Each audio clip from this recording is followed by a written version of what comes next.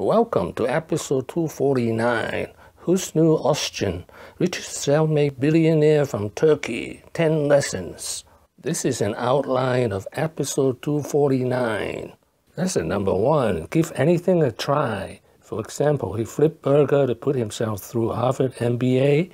For example, he gave banking a try in 1974 with zero experience. I and my family are probably one of the most fortunate people in the world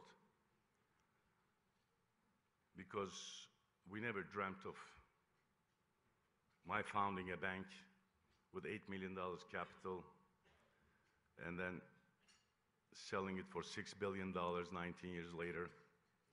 And that if you set your targets right and if you worked hard, you can accomplish just anything and everything you strive for. Lesson number 2, life is a roller coaster. In 2001, his bank FIBA lost 85% of its value. Lesson number 3, he made his money globally. First, his first job in Arthur D. Little, he was doing cost-cutting for International Harvester in Canada. Second, he sold his bank to Greek investor in 2006 for $6 billion. Third, he now owns businesses from Russia to Holland to China. Or employ 50,000 employees in 10 different countries during my entrepreneurial career. Or have companies actually incorporated in 10 different countries. Lesson number 4, start small with low-risk investment. And I knew that I had all the corporate relationships to bring corporate customers and CFOs and CEOs and owners of businesses to the bank for business. So it was a pretty low-risk strategy. Lesson number 5, these are the 4 elements of entrepreneurs. Yes, because entrepreneur, he has all the qualifications of entrepreneur. He's a high-risk taker, number 1. Number 2, he doesn't stop investment. I mean, he invests and borrows more than, he borrowed more than his means. Number 3, he was not satisfied with only real estate business in Manhattan, but he also went into the casino business. Number 4, he went all over the world. I mean, he has projects in Dubai, in Scotland, in Turkey, and everywhere. But I'm sure. So he's definitely a risk taker and entrepreneur. Lesson number 6, his secret of success. Human resources, human resources, human resources. You said you invested in around 100 companies. What is your personal approach? Horse or jockey? Which one is more important? Well, to secure success. I tell you, people are extremely important. Human resource. I say there are 3 things about a successful business. Number 1 is human resource. Number 2 is human resource. Number 3 is the rest just comes. Yes. Okay, and in fact, most of the companies that I founded are from scratch also.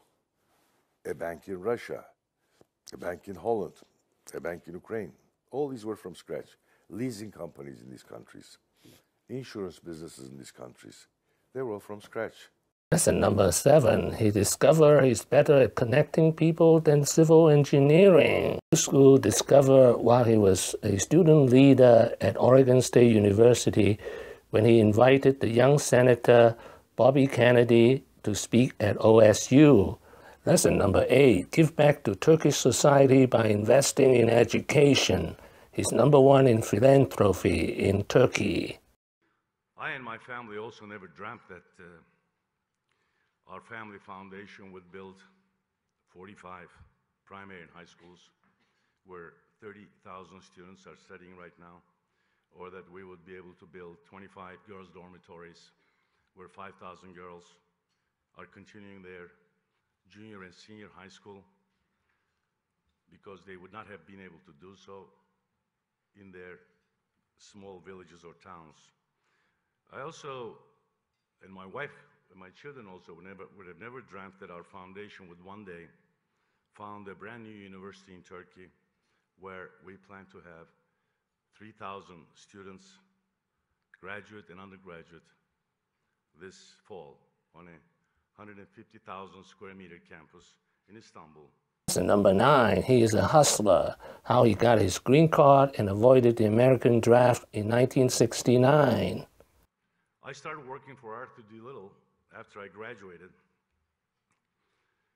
And Arthur D. Little asked me if I'd go to Canada, the team that would advise International Harvester in Canada in their cost-cutting program. I said, yes, of course I would, if this is an assignment, but I said, my Turkish passport had expired, and the Turkish embassy would not extend that. I had to go back to Turkey and do my military service. Those were the rules at that time. But Arthur D. Little actually provided me with a green card at a record speed of 2 weeks. And I went to Canada. I worked there for 4 months with our team. Came back to my apartment in Somerville, Massachusetts. And I was surprised to get a little notice from local drafts board number 22. I'm talking about the year 1969. I was very fortunate because I had a very smart roommate, and he told me to take my contact lenses off when I went to the draft board, and I failed the eye test, and therefore I continued on my job. Lesson number 10, why he started his bank at the age of 43. He has to thank a cheap and mean boss who refused to give him 1% equity for the bank he rescued. When I turned that bank around, the Yapı Kredi, I asked my boss, who was also my classmate from Robert College, to give me 1% of the bank. I said I'd pay half 0.5%, and that I would appreciate if he funded the other 0.5%. He said, Husnu, I don't have a system where our CEOs are shareholders.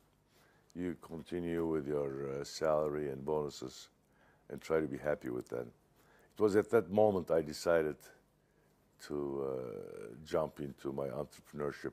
Thank you for watching. Please subscribe and leave your questions and comments below. Wishing everyone peace and prosperity.